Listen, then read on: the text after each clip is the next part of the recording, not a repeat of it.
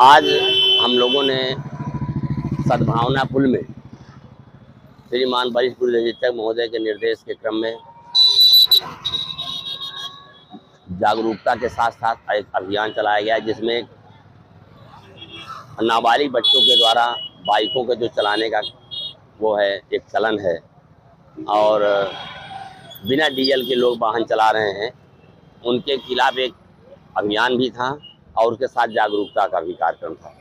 तो सद्भावना पुल में हम लोगों ने जितने भी नाबालिग बच्चे थे, वाहन चला रहे थे, बाइक चला रहे थे और अन्य अनेक ऐसे लोग जो बिना हेलमेट के वाहन चला रहे थे, उनको सबको रोका गया। रोक करके उनको इकट्ठा करके और उनसे एक कमिटमेंट कराया गया, एक उनसे संकल्प दिलवाया गया कि हमेशा हेलमेट का प्रयोग करें, हेलमेट लगाएं और नाबालिग बच्चों को वाहन ना दे चलाने के लिए इस बात का मैसेज देने का प्रयास किया गया और काफ़ी लोगों ने उसको पसंद किया, अप्रिशिएट किया कि वास्तव में ये जागरूकता आवश्यक है।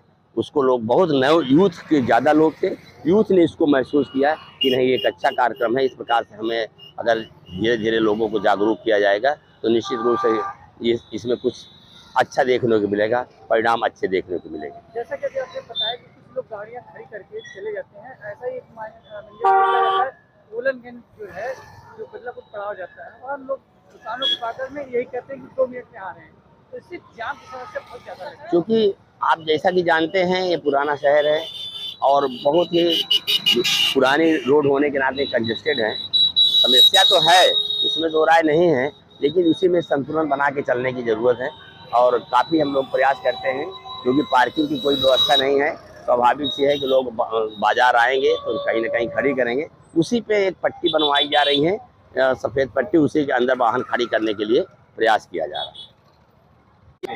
कि आज मैं बोलूँगा, आप लोग सब दोहराएंगे। आज इस गोमती नदी के पुल पर हम सभी लोग यह शपथ लेते हैं कि जब भी मोटरसाइकिल चलाएंगे तो हेलमेट का प्रयोग अवश्य करेंगे और वाहन कभी भी इस प्रकार से नहीं खड़ी करेंगे जिससे कि किसी प्रकार से यातायात व्यवस्था बाधित हो। जोर से बोलिए सभी लोग, भाई क्यों नहीं बोल रहे हैं? सभी लोग बोलिए, एक बार एक सुर में बोलिए। बोल रहे हैं? यातायात नियमों का पालन करेंगे? पक्का? ठीक है, जय हिंद। और मैं आपको इसलिए नहीं इकट्ठा किया हूं कि मैं कोई यहाँ पर आपको कोई अलग से चीज बताने जा रहा हूं जो आप लोग नहीं जानते। सब लोग बेहतर तरीके से जानते हैं कि आज के युग में जिस प्रकार से यातायात व्यवस्था चल रही है, आप पेपर सवेरे पढ़ के देखिए कितनी दुर्घटनाएं होती हैं। आप जो भी शरीफ लोग हैं, जो भी चिंतनशील लोग हैं, जो भी समाज के बारे में जागरूक हैं, अपने जीवन के बारे में जागरूक हैं, वो लोग जब भी सुबह पेपर पढ़ते हैं तो देखते हैं कि अनेकों कम से कम एक पेज की दुर्घटनाओं से भरा हुआ होता है। कहीं बड़ी दुर्घटनाएं, कहीं छोटी दुर्घटनाएं, कहीं 5 लोग, कहीं 4 लोग, कहीं 1 लोग, और उसमें से ज्यादातर लोग मोटरसाइकिल वाले होते हैं। आपको मैं जानकारी के लिए बता दूं कि कम से कम जितनी दुर्घटनाएं होती हैं उसमें से 70% दुर्घटनाएं मोटरसाइकिल वालों की होती हैं और उनकी जान जाती है। बड़े वाहनों का बहुत ज्यादा नुकसान नहीं होता है। बड़े वाहनों में जब दुर्घटना होती है तो ज्यादा से ज्यादा लोग 5 लोग, 10 लोग, 7 लोग काल कवलित हो जाते हैं, मर जाते हैं। बहुत ही मतलब दुखद होता है। लेकिन आप लोगों से मैं बता दूं कि जितनी दुर्घटनाएं होती हैं उसमें ज्यादातर जो ज्यादा प्रभावित लोग होते हैं वो मोटरसाइकिल वाले होते हैं। होते हैं कि नहीं होते हैं? और क्यों होते हैं? वो इसलिए होते हैं कि आप लोग छोटी छोटी लापरवाही करते हैं, हेलमेट नहीं लगाते हैं। जब कोई आपको रोकता है तो बहुत तेज भागते हैं।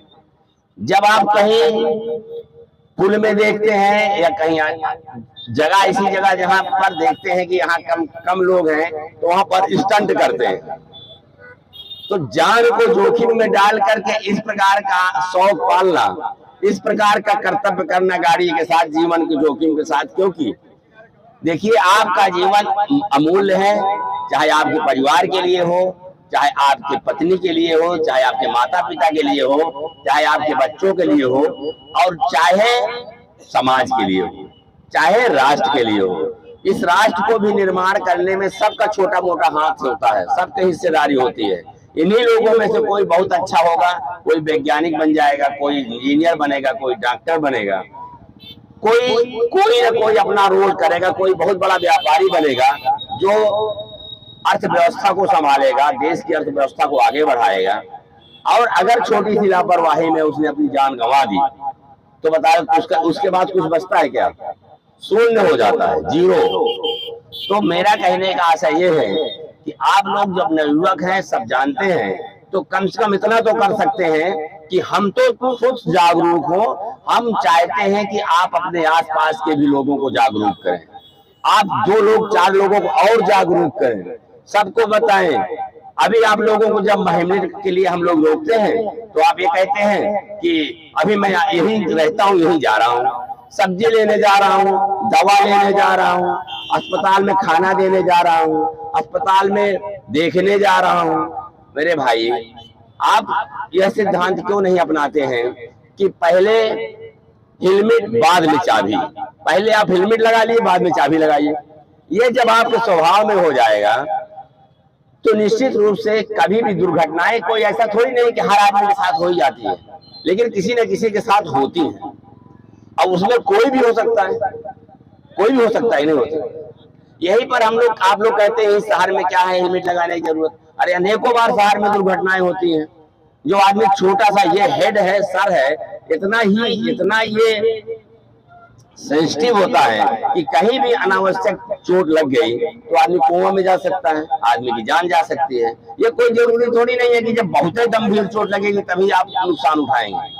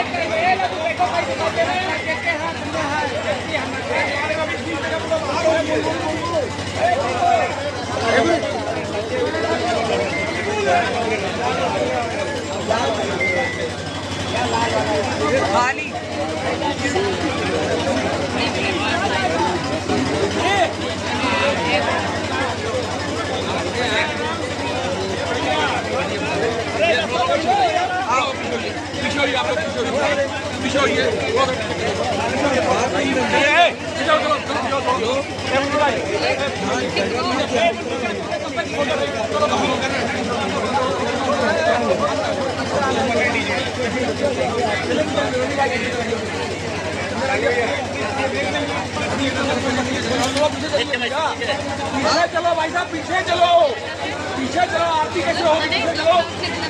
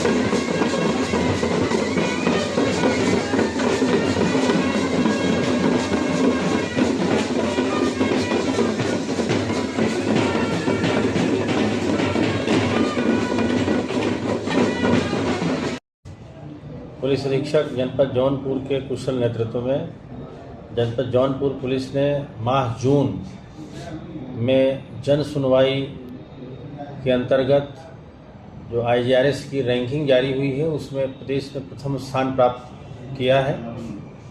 ये अत्यंत ही ये सराहनीय कार्य है और ये जनपद पुलिस के द्वारा जो जन सुनवाई में गुणवत्तापूर्वक और समयबद्ध निस्तारण किया जा रहा है उसका ये परिणाम है कि हम लोगों को बहुत अच्छी सफलता प्राप्त हुई है और पूरे जनपद की पुलिस टीम ने इसमें बहुत मेहनत और लगन से काम किया है और जनपद के सभी 29 स्थानों को भी प्रथम स्थान प्राप्त हुआ है।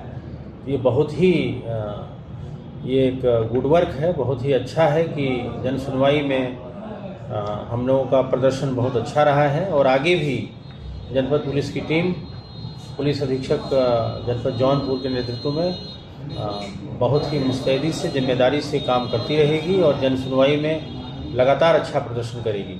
किस तरह के मामले ज़्यादा निपटाए गए हैं सर? ज़्यादातर भू विवाद के प्रकरण यहाँ ज़्यादा आते हैं, लेकिन हम लोगों ने स्ट्रेटजी बना करके और राजस्व विभाग के साथ समन्वय स्थापित करके और संयुक्त टीम के द्वारा अधिक से अधिक मामलों का मौके पर निस्तारण किया गया है कि अनावश्यक लिटिगेशन न हो, मामले कोर्ट में न जाएं और मौके पर ही राजस्व विभाग की टीम के साथ मिल करके और मामलों को नेगोशिएशन से और समझा बुझा करके अधिक से अधिक मामलों का निस्तारण कराया जाए, अनावश्यक मुकदमेबाजी में उनको न डाला जाए।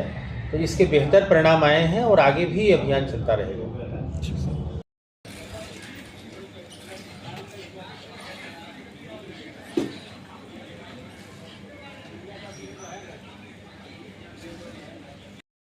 मीटर रीडर जिंदाबाद, मीटर रीडर जिंदाबाद, मीटर रीडर जिंदाबाद, स्टर्लिंग कंपनी मुर्दाबाद, मुर्दाबाद, स्टर्लिंग कंपनी मुर्दाबाद, मुर्दाबाद।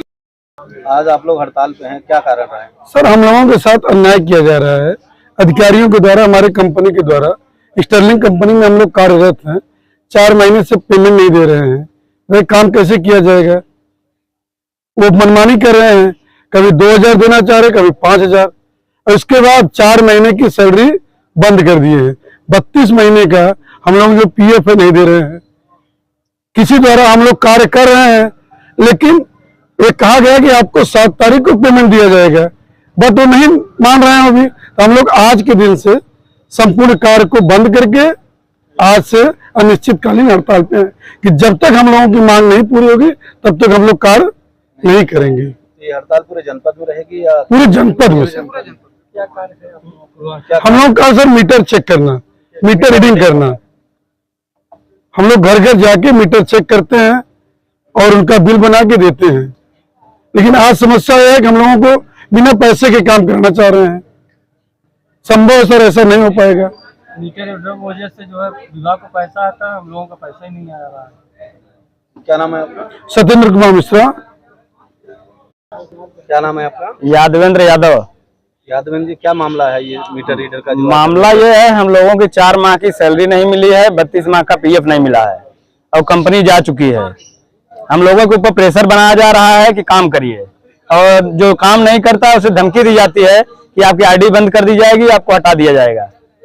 किसके द्वारा धमकी दी जाएगी? कंपनी के द्वारा, कंपनी के जो है बड़े अधिकारियों के द्वारा।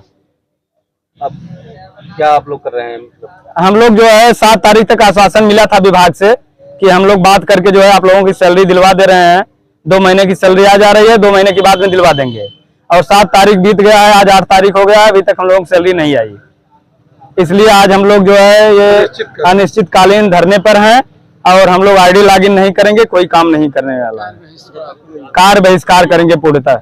कब तक रहेगा ये कार्रवाई? ये कार्य बहिष्कार जब तक हमारी सैलरी नहीं आ जाती है और PF नहीं आ जाता है, तब तक हम लोग काम नहीं करेंगे।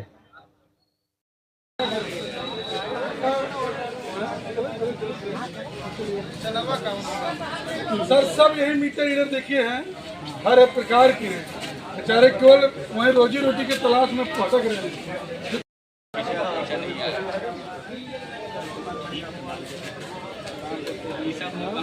मैंने सोचा था कि अब मैं आया हूँ, काफ़ी समय बाद आया हूँ, तीसरी बार है। 1 साल पहले आया था, फिर भारत जोड़ो यात्रा में आया और अब आया हूँ, मैंने सोचा था कि ग्राउंड पे काफ़ी इम्प्रूवमेंट होगा, मगर दुख की बात है कि वो इम्प्रूवमेंट नहीं हुआ। कैंप्स में मैं कम्युनिटी से मिला, उनके दिल की बात सुनी, दर्द आंखों से देखा, सुना, और मैं सिर्फ ये कहना चाहता हूँ कि नफ़रत और हिंसा से आगे कोई रास्ता नहीं बनेगा। मोहब्बत से, भाईचारे से, रिस्पेक्ट से सॉल्यूशन निकल सकती है, बातचीत से सॉल्यूशन निकल सकती है। मैं राजनीतिक बात करने नहीं आया हूँ। गवर्नर से हमारी बात हुई, हमने उनको बताया कि देखिए जो भी हम कर सकते हैं, कांग्रेस पार्टी कर सकती है, मैं कर सकता हूँ, हम करने के लिए तैयार हैं, मगर हम खुश नहीं हैं। जो प्रोग्रेस हुई है उससे हम खुश नहीं हैं, क्योंकि हमें नहीं लगा है कि प्रोग्रेस हो रही है। आखिरी बात मैं कहना चाहता हूँ, और मैं प्रधानमंत्री से रिक्वेस्ट करता हूँ कि वो देश के प्रधानमंत्री हैं, मणिपुर एक प्रदेश है और प्रधानमंत्री को बहुत पहले विजिट करना चाहिए था, मगर मणिपुर को ज़रूरत है कि हिंदुस्तान के प्रधानमंत्री यहाँ आए और जो यहाँ हो रहा है उसको समझने की कोशिश करें, और जनता की जो आवाज़ है, जनता का जो दुख है, दर्द है, उसको सुने। इससे बहुत फ़ायदा होगा, मणिपुर की जनता में कॉन्फिडेंस आएगी। तो मेरी रिक्वेस्ट है कि प्रधानमंत्री को यहाँ आना चाहिए। मणिपुर के लोग भी चाहते हैं, शायद पूरा देश चाहता है कि प्रधानमंत्री यहाँ आकर जनता की बात सुने। काफ़ी बातचीत चल रही है, जिस तरीके से बहुत सारे लोगों की जान गई थी उस घटनाक्रम में, तो किस तरह से देख रहे हैं पूरी घटना को? और देखिए, पूरे देश में जिस तरह से अंधविश्वास का विस्तार हो रहा है और इसका खुला लाइसेंस मिला हुआ है, कोई भी अपने आप को बाबा घोषित कर देता है, भगवान घोषित कर देता है, परमात्मा घोषित कर देता है, चमत्कार करने वाला घोषित कर देता है। तो ये जो बाबाओं का बाजार पूरे देश में चल रहा है, इस पर प्रतिबंध लगना चाहिए, इस पर एक सख्त कानून भी बनना चाहिए। ऐसे ही आप अंधविश्वास फैला के अगर लोगों को लाखों करोड़ों की भीड़, लाखों लोगों की भीड़ इकट्ठा करो, करोड़ों अपने समर्थक तैयार करो, तो जो मर्जी आए आप करिए। हमने देखा हरियाणा में क्या हुआ। एक ऐसा व्यक्ति जो जेल में है, जब चाहता है पेरोल में बाहर आ जाता है, पूरी की पूरी सरकार उसके सामने नतमस्तक है। यही हाल इस बाबा का है। तो अब लोगों में भी ऐसा अंधविश्वास भर दिया गया है, उनको इन लोगों में कोई दोष नहीं दिखता। तो इसके लिए कानून देश के अंदर बनना चाहिए। ये धर्म के नाम पे धंधा और बाबाओं का बाजार बहुत बड़ा बन चुका है पूरे हिंदुस्तान में, इस पे रोक लगनी चाहिए। पहली मानसून के बाद कुछ तस्वीरें आई थी, मंदिर की छत टपक रही थी अयोध्या में, सड़कें धंस जा रही थी। इसको तो मैंने देश के सदन में भी बोला। राम मंदिर के मुख्य पुजारी सत्येंद्र दास जी ने कहा कि पहली बारिश में गर्भगृह से पानी टपकने लगा। अब जब प्रभु श्री राम के नाम पर भी भ्रष्टाचार होगा, पूरे अयोध्या के अंदर जगह जगह सड़कें टूटी हुई हैं, 30,000 करोड़ रुपए खर्च किए जाने का दावा किया जा रहा है, और हालत ये है कि कहीं सड़क टूटी हुई है, कहीं पानी भरा हुआ है। तो इस पे तो निश्चित रूप से क्षोभ है, लोगों के मन में गुस्सा है कि आप भगवान के नाम पे वोट मांगते हैं और उनके नाम पे भ्रष्टाचार भी करते हैं, और इसीलिए शायद प्रभु श्री राम ने इनके साथ न्याय किया है। इतना अहंकार बीजेपी को हो गया था कि उन्होंने तो गाना बनाया था कि जो राम को लाए हैं हम उनको लाएंगे। यानी इतना अहंकार प्रधानमंत्री और उनकी पार्टी में हो गया था कि वो प्रभु श्री राम को लाए हैं। तो कल को कोई भी बाप अपने बेटे से कहेगा बापू हम तुमको लेके आए, तो ये तो बिल्कुल गलत है। और मुझे लगता है इसीलिए अयोध्या हारे ये लोग, सुल्तानपुर हारे, प्रतापगढ़ हारे, कौशाम्बी हारे, प्रयागराज हारे, चित्रकूट हारे, रामपुर हारे, सीतापुर हारे, श्रावस्ती हारे, रामटेक हारे, नासिक हारे। प्रभु श्री राम जहाँ जहाँ से गुजरे वो सब जगहों पे हारेंगे लोग। लगातार ये आरोप लगता रहता है कि माइक बंद कर दी जाती है हाउस में और पार्लियामेंट सेशन के दौरान सांसदों के साथ। अब आप देख रहे हैं कि अगर देश की संसद में लीडर ऑफ अपोजिशन को नहीं बोलने दिया जा रहा है, हम लोगों को बहिष्कार करना पड़ता है, तो संसदीय प्रणाली के अंदर पक्ष भी है, विपक्ष भी है। सत्ता पक्ष अपनी बात रखता है, उसके जवाब में विपक्ष अपनी बात रखता है। हम लोगों के मन में भी बहुत सारे मुद्दे हैं। अग्निवीर को लेकर सवाल है, महंगाई को लेकर सवाल है, अयोध्या में हुए भ्रष्टाचार को लेकर सवाल है, बहुत सारे प्रश्न हैं। किसानों को लेकर सवाल है, पहलवानों को लेकर सवाल है। आप बोलने ही नहीं देंगे अगर सदन के अंदर, तो कहाँ मणिपुर पिछले 1 साल से जल रहा है, प्रधानमंत्री जी को वहां जाने की फुर्सत नहीं है। लोग अभी भी रिलीफ कैंप के अंदर रह रहे हैं। एक कारगिल योद्धा की पत्नी को निवस्त करके घुमाया गया। मैंने उसका मामला उठाया तो सदन से मुझे 11 महीने तक सस्पेंड रखा गया। तो अभी 22 तारीख से सदन का सत्र फिर से शुरू हो रहा है। उसमें फिर से हम लोग ये सारे मुद्दे उठाने का प्रयास करेंगे, इंडिया गठबंधन के लोग। और इस सरकार को ये समझना चाहिए कि अब इनका अहंकार अगर नहीं खत्म हुआ तो जनता इनको 240 से 24 पे पहुंचा देगी। अभी 240 पे आए, 24 पे भी आ जाएंगे। राजनीति में आप जनता के सेवक हैं, आप मालिक नहीं हैं, आप कोई इस देश के राजा नहीं हैं।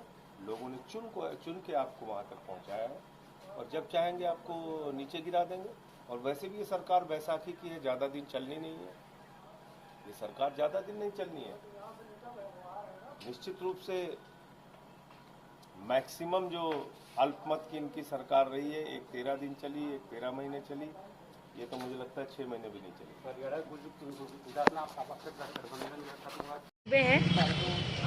मेरे साथ घटना ये हुई है कि हमारे घर में पुश्तैनी बंटवारा हुआ था हमारे ससुर जी और हमारे चाचा जी के बीच में। और उस बंटवारे में हमारे चाचा जी को 2 जगह फ्रंट पे मिला है और हमें पीछे मिला है खेत।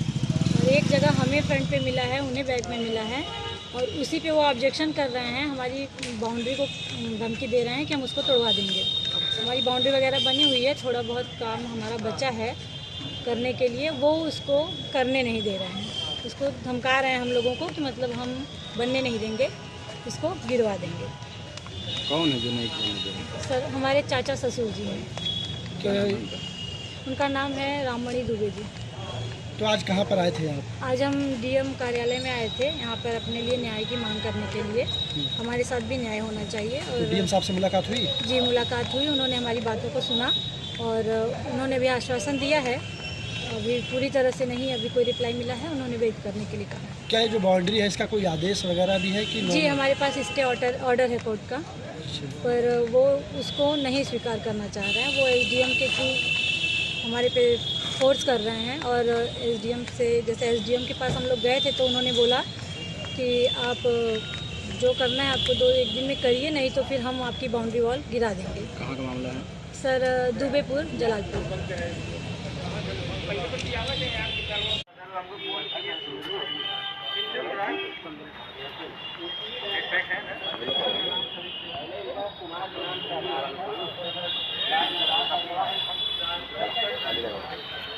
ये चुनाव और चुनाव के बाद जो परिणाम आया है, जो चुनाव में मुद्दे उठाए गए थे महंगाई को लेकर के, बेरोजगारी को लेकर के, और जो आम लोगों की समस्या है, इस समय आप उत्तर प्रदेश में देखोगे जिन लोगों ने ये कहा कि हम स्मार्ट सिटी बनाएंगे, उनके स्मार्ट सिटी देख लिए, हर जगह जल भराव है, गंदगी है, एक्सीडेंट हो रहे हैं, लोगों की मोटरसाइकिल गड्ढों में चली जा रही है, गाड़ियां नहीं चल पा रही हैं, गड्ढों की वजह से एक्सीडेंट हो रही, जान जा रही है।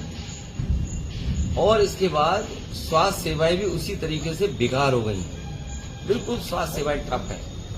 अभी जो हाथरस में घटना हुई वो भी प्रशासन का फेलियर था, अधिकारियों के खिलाफ कार्रवाई हुई है। और जब कार्रवाई की है सरकार ने, तो सरकार ने स्वीकार किया है कि जब अनुमति दी थी तो अनुमति होने के बाद जो पर्याप्त सुरक्षा, पर्याप्त अधिकारियों का इंतजाम होना चाहिए था, वो सरकार ने नहीं किया। और बेरोजगारी अभी भी वैसी दिखाई दे रही है, और उसी पैमाने पर नौजवान बेरोजगार घूम रहा है, नौकरी की तलाश है। ये सरकार के लोग झूठ से चलाना चाहते हैं, और जो जमीनी हकीकत है उससे सरकार के लोग दूर हैं। जो महंगाई बढ़ी है उसके जिम्मेदार ये खुद है, क्योंकि अपने लोगों को मुनाफा कमाने दे रहे हैं। अगर किसान को उसकी फसल की कीमत नहीं मिल रही है, अगर किसान को सही कीमत सरकार नहीं उपलब्ध करा पा रही है, तो जो मुनाफा हो रहा है वो किसकी जेब में जा रहा है? ये जो मुस्कुराहट, जो हंसी या जो जानकारी उन्हें नहीं थी, वो इसीलिए नहीं थी क्योंकि वो अपने लोगों को मुनाफा कमाने दे रहे हैं। ये कश्मीर को लेकर के या हमारी सीमाओं को लेकर के जितना इनको सावधान होना चाहिए था, जितने इनको इंफ्रास्ट्रक्चर के प्रोजेक्ट वहां चालू करने चाहिए थे, वो नहीं हुए हैं। फोर्स को पर्याप्त टेक्नोलॉजी के साथ साथ पर्याप्त जो जानकारी मिलनी चाहिए, जिनके इंटेलिजेंस फेलियर है, उसकी वजह से न केवल हमारी इंटरनल सिक्योरिटी खतरे में है, बल्कि हमारी बॉर्डर की भी सिक्योरिटी खतरे में है। और चीन के सवाल पर सरकार कुछ बोलती नहीं है। सुनने में आ रहा है, अखबारों में पढ़ने को मिल रहा है कि बड़े पैमाने पर जमीन कब्जा हो गई है उधर। आपके कई अखबार के साथी हैं जिन्होंने खबरें भी बनाई हैं और चलाई भी हैं। और सुनने में आ रहा है कि आज जो खबर आई है कि जमीन का सबसे बड़ा घोटाला और जमीन को भूमाफिया, ये अभी तक तो दूसरों को कहते थे, वो इसीलिए कहते थे कि आपका ध्यान दूसरी तरफ चले जाए, लेकिन जैसे सच्चाई सामने आ रही है, सबसे बड़ा, सबसे ज्यादा जमीनों का काम करने वाला कोई अगर है तो वो भारतीय जनता पार्टी के लोग हैं। आप पत्रकार साथी जानते हो कि कुछ कपड़े पहनने के बाद किसी को झूठ नहीं बोलना चाहिए। हाथरस में जो वस्त्र होते हैं, कई बार वो वस्त्र इसकी भी पाबंदी लगाते हैं कि आप झूठ नहीं बोल सकते हैं, आपको सत्य ही बोलना पड़ेगा। तो कम से कम अगर वो खुद नहीं बोल सकते हैं तो उन कपड़ों का ख्याल रखें जो उन्होंने वस्त्र धारण किए हैं। और ये अपना छिपाना चाहते हैं कि हाई कोर्ट ने कॉपियां बदल दी। आपको जानकारी होगी कितनी कॉपियां बदली गई। और ये हर नौकरी में इन्होंने घोटाला किया। ये हर नौकरी में इसलिए घोटाला करते हैं क्योंकि इनके अपने लोग कैसे एडजस्ट हो जाए। मेरे पत्रकार साथी जी न्यूज वाले, मैं कहता हूं तुम बहादुर आदमी हो। सैफई मेडिकल यूनिवर्सिटी में जाना और एक एक बच्चे से पूछना, राजस्थान के जो बच्चे वहां नौकरी पाए हैं उनसे क्या वसूला गया है या उनकी कोई वजह रही होगी जिसकी वजह से उन्हें सैफई के मेडिकल यूनिवर्सिटी में नौकरी मिल गई। जब इतनी बड़ा सवाल आपने पूछा है तो मैं जानता हूं तुम बहुत खोजी और बहादुर पत्रकार हो। सैफई बहुत दूर नहीं है, वहां जरूर जाओगे और ये जानकारी करोगे कि क्या वजह है कि सैफई मेडिकल कॉलेज, उसमें कुछ एक ही कोचिंग की इतने बड़े पैमाने पे बच्चों को नौकरी कैसे मिल गई। न केवल सैफई मेडिकल कॉलेज यूनिवर्सिटी में, बल्कि लखनऊ में, पीजीआई में। ये इसलिए हो रहा है क्योंकि ये आरक्षण नहीं देना चाहते। ये जानते हैं कि आरक्षण देना पड़ेगा तो पिछड़े दलित और पीड़ित परिवार को नौकरी मिल जाएगी। आज दिनांक 12 जुलाई 2024 को थाना तेजी बाजार अंतर्गत ग्राम बरचौली से सूचना प्राप्त होती है कि रात करीब 2 बजे एक नकाबपोश द्वारा रेखा विश्वकर्मा, वाइफ ऑफ फुलचंद विश्वकर्मा, जिनको गोली मार दी गई। तत्काल रेखा विश्वकर्मा को सदर हॉस्पिटल पहुंचाया गया। इसके उपरांत उनको ट्रामा सेंटर के लिए रेफर कर दिया गया। नकाबपोश व्यक्ति को पकड़ने के लिए टीमों का गठन कर दिया गया है और तहरीर प्राप्त कर मुकदमा पंजीकृत किया जा रहा है तथा अग्रिम विधिक कार्रवाई की जा रही है। जैसा कि मैं समझता हूं कि आज की डेट में जो स्थिति परिस्थिति है, जिस तरीके से पीडीए की बात चल रही है और जिस तरीके से समाजवादी पार्टी ने व्यापक भ्रामक स्थिति आम जनमानस में पैदा कर रखी है, उस हिसाब से अगर मैं देखूं तो भारतीय जनता पार्टी की आज की डेट में हमारी स्थिति अच्छी नहीं है। स्थिति अच्छी हो सकती है, उसके लिए मैं समझता हूं केंद्रीय नेतृत्व को बड़े निर्णय लेने पड़ेंगे। केंद्रीय नेतृत्व को जो है कहीं न कहीं उत्तर प्रदेश के चुनाव पे पूरी तरीके से फोकस करना पड़ेगा। भारतीय जनता पार्टी के एक एक कार्यकर्ता को, एक एक जनप्रतिनिधि को मन से लगना पड़ेगा, तभी हम 27 में सरकार पुनः बना सकते हैं। नहीं तो आज की जो स्थिति है उस स्थिति के हिसाब से हमारी सरकार बहुत ही स्थिति खराब है। हमारी सरकार बनने की स्थिति आज के डेट में नहीं दिखाई पड़ रही है। इसलिए मेरा केंद्रीय नेतृत्व से निवेदन है कि हम चाहते हैं, पूरी जनता चाहती है, आपके जो कोर वोटर हैं वो चाहते हैं कि भारतीय जनता पार्टी की सरकार 2027 में पुनः बने। इसलिए एक एक कार्यकर्ताओं के मन की बात यह है कि आपको बड़ा निर्णय लेना पड़ेगा जिससे कि भारतीय जनता पार्टी की सरकार पुनः बन सके।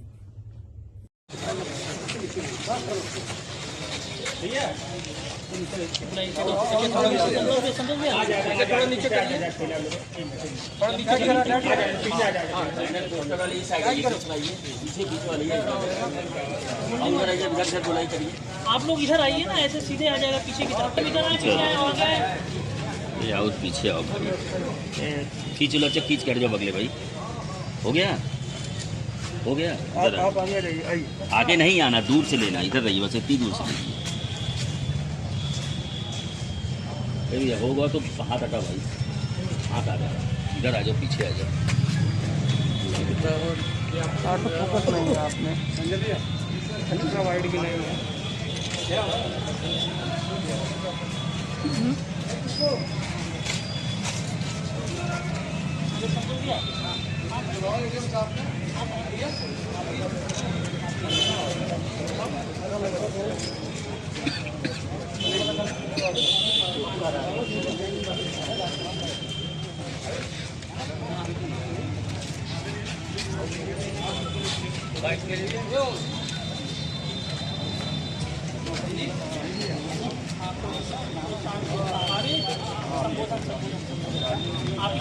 भी मुफ्त में नहीं मिलती, तो यह जो उन्होंने समाज के लिए भू माफियाओं के खिलाफ गरीबों की जो लड़ाई उन्होंने लड़ी और उसके लिए उनकी निर्मम हत्या की गई और उन हत्यारों को एक को काउंटर किया गया जिसने हत्या किया है, जैसा प्रशासन शासन का घोषणा है।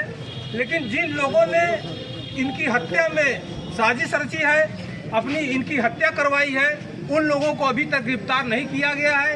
इससे पूरा जनमानस क्षुब्ध है, आक्रोशित है।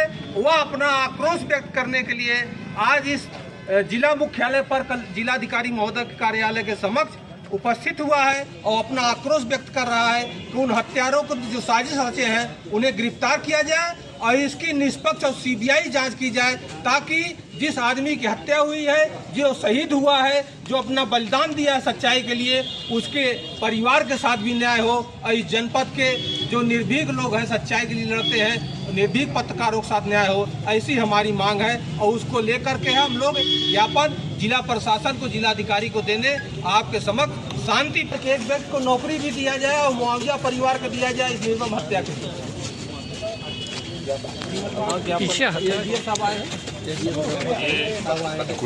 संजय संजय और पीछे आ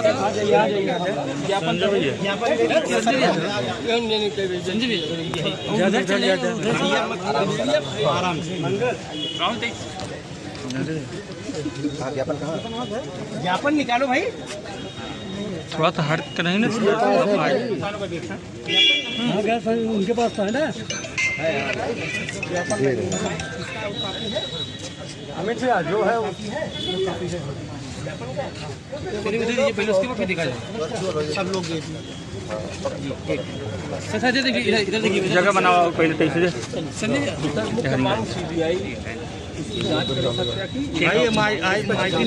नीचे परिवार को मुआवजा दिया जाए और एक लड़के को नौकरी दिया जाए। हम लोगों को पूर्ण विश्वास है कि आपके माध्यम से हमारी मांग सरकार तक निश्चित पहुंच जाएगी। जो नामजद एफआईआर दर्ज हुआ है उन लोगों पे कड़ी कार्रवाई हो, उनको गिरफ्तार किया जाए। कार्रवाई नहीं होगी, काम दूसरे करती है और नासी से माल आती है, दोनों तुरंत गिरफ्तार। मांग अपनी ठीक सर, ठीक, थैंक यू सर, धन्यवाद।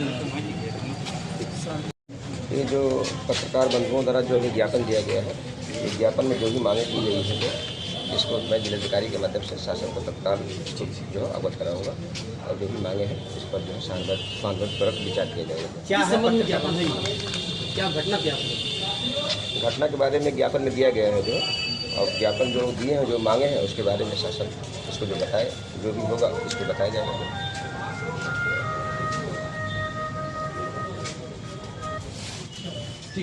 जो 13 मई को, बीते 13 मई को हमारे पत्रकार साथी रहे आशुतोष श्रीवास्तव की सबराहत बाजार में सुबह 9:15 बजे गोली मारकर हत्या कर दी गई थी।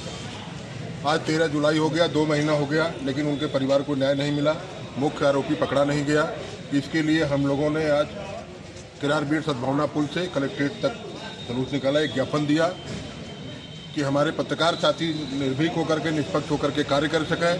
शाहगंज में भी जुलूस निकाला गया था, कैंडल मार्च, यहाँ भी हम लोग निकाले हैं। अगर अब भी नहीं न्याय मिलता है तो हम हजरतगंज में निकालेंगे, हम विधानसभा के सामने जाके जरूर निकालेंगे। हम अपनी मांग करेंगे, जब तक हमारे पत्रकार साथी को न्याय नहीं मिल जाता। हमको हमारी मुख्य मांगे हैं कि इस पूरे केस की सीबीआई जांच हो, जो मुख्य आरोपी है उसको पकड़ा जाए और उनके पत्नी को 50 लाख रुपया मुआवजा दिया जाए, उनके बच्चे को सरकारी नौकरी दिया जाए और आशुतोष के नाम पर एक स्मारक बनाया जाए, ताकि हम पत्रकार साथी उससे प्रेरणा ले सकें और निर्भीक और निष्पक्ष होकर के अपना काम कर सकें। मार्च 2 माह पूर्ण होने पर निकाला गया, परिवार के लोग और भी गांव के और जो क्या है हमारे भाई आशुतोष श्रीवास्तव की हत्या 13 मई को हुई और अभी तक जो प्रशासन ने कार्रवाई की उससे हम कतई संतुष्ट नहीं थे। और हम शुरू से यही कहे कि मुख्य अभियुक्त नासिर जमाल को बचाने का षड्यंत्र हो रहा है और षड्यंत्र कर रहे हैं, इसीलिए हम सीबीआई जांच की मांग की है। तो आप क्या चाहते हैं, क्या जिन जिन चीज़ों को लेके उनकी हत्या हुई, जिन सरकारी ज़मीनों पे कब्जे को लेकर, क्या वो सारी कार्रवाई हो गई? नहीं, हमारे भाई ने कोर्ट से जहाँ तारा पोखरा एक था और चुना भट्टी ज़मीन, वो कोर्ट से ही आदेश कराया था उसको खाली कराने के लिए, तो उस समय नहीं किए। और उसमें विकास सिंह कुशवाहा लेखपाल है, फर्जी रिपोर्ट, उसके हर IGRS पे, हर सूचना पे फर्जी रिपोर्ट लगाता था और ज़मीन उनके कब्जे में थी। जब वो उसकी हत्या हो गई उसके बाद वो ज़मीन खाली कराया गया, वो तो कोर्ट का आदेश था। शासन ने क्या किया? अगर शासन को करना है तो जो नामजद आरोपी हैं उनके घर पे बुलडोजर चलाए, उन लोगों को गिरफ्तार करे, लेकिन शासन उन्हें संरक्षण दे रही है। तो आपकी क्या मांग है? हमारी मांग सीबीआई जांच है, आशुतोष की पत्नी को मुआवजा दिया जाए 50 लाख और उनके बच्चे को सरकारी नौकरी और आशुतोष के नाम पे एक स्मृति चिन्ह बनाया जाए। क्या इस कांड में जो शामिल हैं, जिनको आप आरोप लगा रहे हैं, अधिकारी भी या लेखपाल भी, उनके खिलाफ क्या कार्रवाई चाहते हैं आप? सीबीआई जांच में सब क्लियर हो जाएगा। हम तो कर रहे हैं नार्को टेस्ट हो, हम तो वीडियोग्राफी द्वारा नार्को टेस्ट कराया जाए, सब दूध का दूध, पानी का पानी अलग हो जाए। क्या राजस्व कर्मचारियों के खिलाफ कोई कार्रवाई हुई? अभी राजस्व कर्मचारियों के खिलाफ कोई कार्रवाई नहीं, बल्कि उन्हें इनाम दिया गया ट्रांसफ़र करके, जिसे बर्खास्त करना चाहिए। जिसकी वजह से हमारे भाई की हत्या हुई उसको ट्रांसफ़र करके इति कर दिए है। ठीक। और हम चाहते हैं उसको बर्खास्त किया जाए और उसके ऊपर भी 302 का केस चलाया जाए। क्या नाम है? क्या नाम है? मेरा नाम संतोष कुमार श्रीवास्तव है, मैं मृतक आशुतोष श्रीवास्तव का बड़ा भाई हूँ। ठीक। एक मिनट, तो क्यों यहाँ आप ज्ञापन देने आए हैं? सबराहत निवासी आशुतोष श्रीवास्तव जी की जो विगत 2 महीने पहले निर्मम हत्या की गई थी, उसी के संबंध में सद्भावना पुल से कलेक्ट्रेट कचहरी तक ये शांति मार्च निकाला गया है। और उनकी जो निर्मम हत्या की गई वो गौ तस्करों के खिलाफ काम करते थे, भूमाफियों के खिलाफ काम करते थे और वहाँ के जो गरीब लोग हैं उनके हक के अधिकार की लड़ाई लड़ते थे। यही वहाँ के जो तथाकथित अवांछनीय लोग थे उनको रास नहीं आ रहा था और उनके कहीं न कहीं कार्य में व्यवधान पैदा हो रहा था। इसी कारण उनकी निर्मम हत्या की गई। हमारी सरकार से, प्रशासन से यही मांग है कि हत्यारों पर जो वास्तविक उनके हत्यारे हैं, जिनकी अभी तक गिरफ्तारी सुनिश्चित नहीं हो पाई है, उनकी गिरफ्तारी की जाए। हम इस संबंध में सीबीआई जांच की मांग करते हैं। और आप देख रहे हैं कि उनके गांव से स्थानीय लोग जो आए हैं, ये उसका प्रमाण है कि वो कितने लोकप्रिय थे और समाज के वंचित और पिछड़े और गरीब लोगों का कितना कार्य करते थे। आज ये गवाही ये स्वयं देने यहाँ लोग आए हैं। और हम ये सरकार से मांग करते हैं कि उनके परिवार के एक सदस्य को नौकरी दी जाए और उनको सरकार के द्वारा मुआवजा दिया जाए और सीबीआई जांच अवलंब की जाए, जिससे एक बड़े नेक्सस का पता चल सके जिसके कारण उनकी हत्या की गई। और ये सिर्फ आशुतोष जी की जो हत्या हुई है वो परिवार की एक बहुत बड़ी क्षतिहान है ही, साथ साथ समाज की और हमारे जैसे लोगों के लिए बहुत बड़ी क्षति है। हम यही चाहते हैं उनकी जब तक उनके हत्यारों की गिरफ्तारी नहीं हो जाएगी तब तक ये आंदोलन इस प्रकार शांतिपूर्ण ढंग से चलता रहेगा। क्या नाम है? विमल कुमार सिंह, जिला अध्यक्ष विष्णु परिषद। भू माफियाओं द्वारा सबराहद और शाहगंज तहसील में किया जा रहा था और उसमें गौ तस्कर भी थे। इन सारी काली करतूतों के खिलाफ सच्चाई के साथ जो उन्होंने लड़ाई लड़ी आशुतोष जी ने, और उस लड़ाई लड़ने के कारण उनकी हत्या कर दी गई भू माफियाओं द्वारा और समाज के विरोधियों द्वारा। हम लोगों ने लोकतांत्रिक ढंग से इस मांग को लेकर एक श्रद्धांजलि सभा यहाँ किए हैं, जिसका एक जुलूस सद्भावना पुल से होते हुए कलेक्ट्रेट कचहरी तक आया है। वह जुलूस इस बात का प्रतीक है कि आशुतोष श्रीवास्तव जी ने जो अपना बलिदान दिया और जिस चीज़ के लिए बलिदान दिया, उनका बलिदान कहीं व्यर्थ न जाए। वह लगभग हम लोगों को महसूस हो रहा था कि उनके हत्यारों को गिरफ्तार नहीं किया जा रहा है, हत्यारों को पकड़ने में शिथिलता बरती जा रही है। तो इससे पूरा जनपद आक्रोशित था और सारे जनपद के प्रबुद्ध जन बुद्धिजीवी लोग यह एक जुलूस वाले श्रद्धांजलि जुलूस और लेकर के हम लोग प्रशासन के समक्ष आए हैं कि उसका जो है जांच किया जाए और सीबीआई की जाए और जिस बार के आशुतोष जी थे उस परिवार की एक सदस्य को नौकरी दिया जाए और उस पर को मुआवजा दिया जो उनकी हत्या हुई। यह प्रशासन जिम्मेदारी बनती है ताकि जो जनपद में आक्रोश है, जो सच्चाई के खिलाफ लोगों की मंशा है, उसका पालन हो। इन्हीं शब्दों के साथ हम लोग अपना यहाँ तक जुलूस लाए और अपन जिलाधिकारी महोदय के प्रतिनिधि को दिया गया है और इसकी जांच सीबीआई के द्वारा जरूर किया जाए और जो हत्यारे हैं, सच्चे हत्यारे जो उसमें लिप्त थे, उनकी गिरफ्तारी हो और उनके परिवार को पूर्ण मुआवजा दिया जाए। यही हम लोगों की। क्या नाम है हमारा? हाँ, शिव मोहन श्रीवास्तव। मैं जिला पीस कमेटी का सदस्य भी हूँ। अभी